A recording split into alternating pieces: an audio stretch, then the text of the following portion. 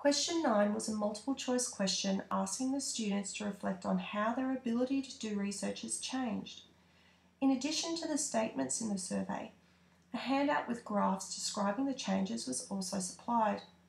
The reason is that when describing change, both written text and visual descriptions reduce the chance of misinterpretation of the information. The majority of students indicated that they started with a moderate ability to do research, and it is now a little better. This is consistent with Bruner's theory of a spiral curriculum.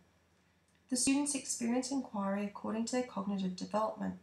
They follow the research process, which in history is consistent across the year levels. The guidance that is given to the students is gradually decreased according to their experience and previous mastery of inquiry skills. 74% of the students indicated that they at least started with a moderate ability to do research and they improved by the end of the inquiry task. The other 26% of the students, therefore, would require greater guidance and need to take further advantage of the scaffolds available. Students E and F both indicated that their ability to do research was low and remains low. This is consistent with all of the results from these students. For them, it seems the inquiry was far from being a success or a positive experience. By allocating a number value to the starting and ending abilities, a total for the class's ability at the beginning and at the end of the inquiry was calculated. This graph clearly shows that overall there was an increase in the students' ability to do research. It is, however, important to consider that for some students, in particular low achievers, ability to do research is still low. This has implications for the implementation of future inquiry tasks and the need to continue to make scaffolds available for these students. Question 10 was intended to gather information about whether the students thought that the surveys helped them to think about their research and learning and therefore help them to do better in this inquiry.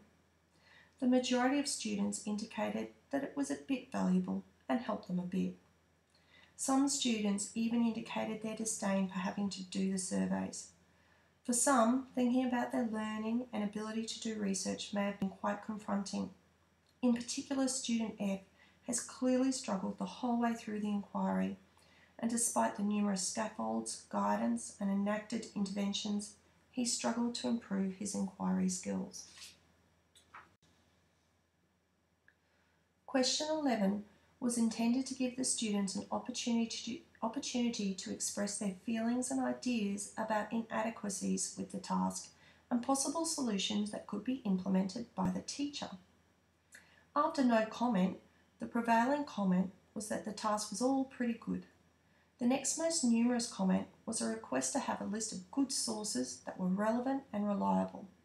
It seems that many of the students prefer to be spoon-fed.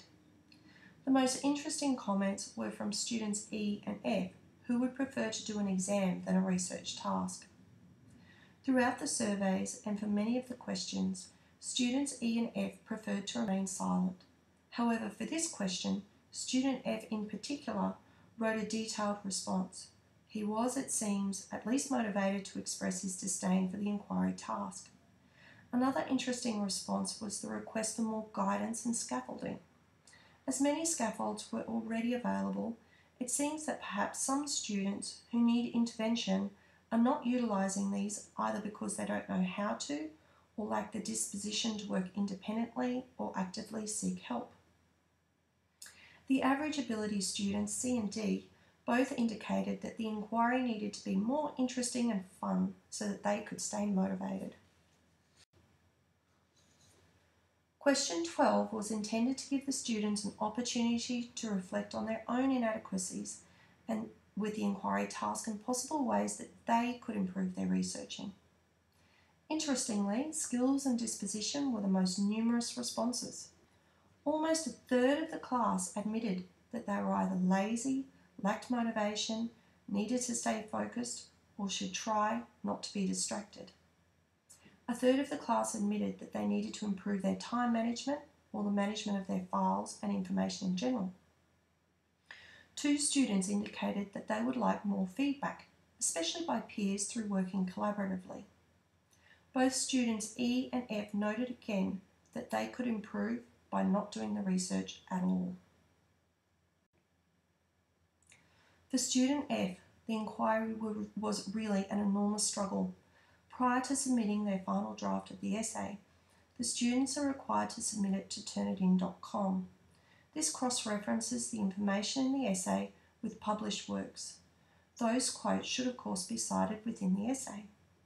The teacher can access the results of this cross-reference, and for student F, it was discovered that he had plagiarised most of his essay. Unfortunately, the boy who struggled the most with the inquiry, who probably suffered the most stress, confusion and frustration, was now compelled to resubmit. Conversely, student A's essay was original work with cited quotations. His essay was excellent. It was very valuable following the contrasting journeys of these two students through their inquiry process. Their results are not at all surprising. Now, what can be done to improve the inquiry, especially for students like student F?